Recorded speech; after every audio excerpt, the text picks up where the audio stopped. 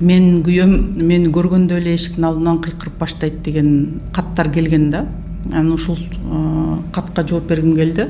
Эмне үчүн адам сизди көргөндө кыйкырып баштайт? Анткени сиз ошол кыйкырганга мындайча айтканда кыйкыргын мындай белгилегенсиз да, бекемдегенсиз десем туура болот. Анткени ал жай айтканда сиз кыймылдаган эмессиз, кыйкырганда кыймылдап баштагансыз.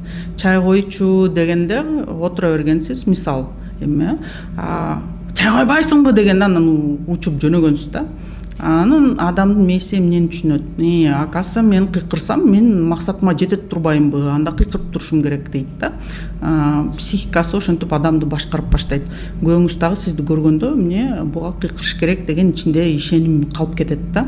Ошон үчүн баланы дагы, жаныңыздагы адамдарды дагы баягы кыйкырыкка бекемдебей, баягы анын мамилесин сизге, именно жакшы сүйлөгөнгө бекемдеңиз.